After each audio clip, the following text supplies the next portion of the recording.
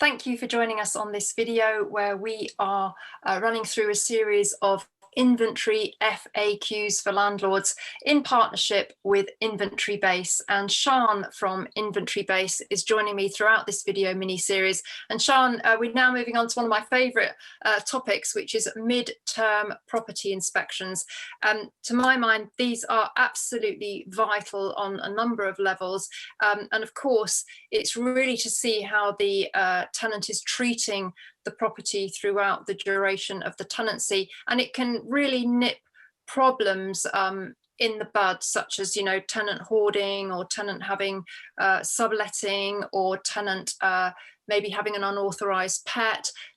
Any of those kind of natures can be instantly seen during a mid-term property inspection and nipped in the bud before you know, they escalate. So, you know, I've highlighted a few of the benefits of the mid-term property inspection, but I know you're a fan of it as well, aren't you?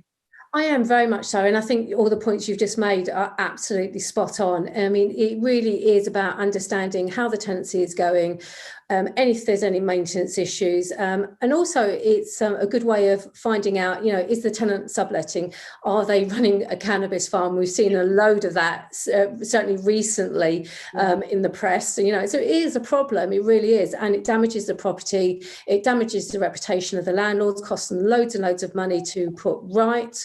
And often we're very much left, you know, coming back to the landlord in returns of compensation, etc. So by having these visits, one, the tenants put on notice that someone's going to be visiting. It means then hopefully then they'll be able to showcase how well they're looking after the property, because in my experience, in the main, tenants do look after the property, and sometimes these visits are actually a great way for the tenant to actually showcase that actually I am taking care of the property, I'm doing my best, but maybe you know, the tenant's got a few problems in regards to maybe maintenance issues, which they can help highlight. You can also make sure that the property is safe by retesting the smoke and carbon monoxide alarms, and it also helps to identify if there's any pets at the property that may not have been on the AST. Certainly since the pandemic has hit, the level of people taking pets into a property has definitely escalated. So, you know, if maybe pets are present and they're not on the AST, it's a good way of finding out if they're there. Equally, if they are on the AST, making sure that, you know, the pet is behaved well, it's been looked after, but also it's a good way of checking on the mental health of the tenant as well, especially where we haven't had many visitors, we've not been allowed to mix and, you know, move away from the home or have visitors. It's a good way of making sure, are they okay? Because their health and safety and their mental health and well-being is just as important, because it helps them feel comfortable, helps them feel safe, and then that means that hopefully the landlord then gets a long-term tenant, which is great for everybody.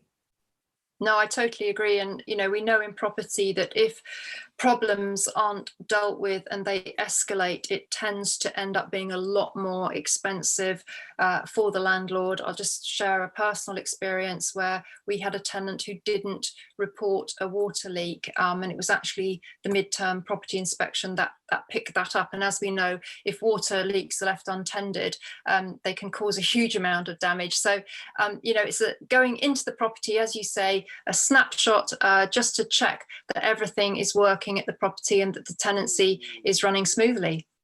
Exactly that. And, you know, tenants who are looking after the property, they welcome inspections, they're happy about that. And if tenants aren't happy, then you need to find out why, or if maybe something's not going quite right and what are the reasons behind that. So even just the booking of an interim inspection and maybe the hesitance of the tenant to actually engage kind of like sends warning signals that maybe you need to dig and look a little bit deeper. So they really do form a great role within the tenancy process to making sure that come at the end of the tenancy and the checkout that everything is exactly as it should be, and hopefully risk and issue free. Well, Sian showing her wealth of knowledge there of the inventory process. Such interesting points. Thank you, Sian. Join us again for our next inventory FAQ.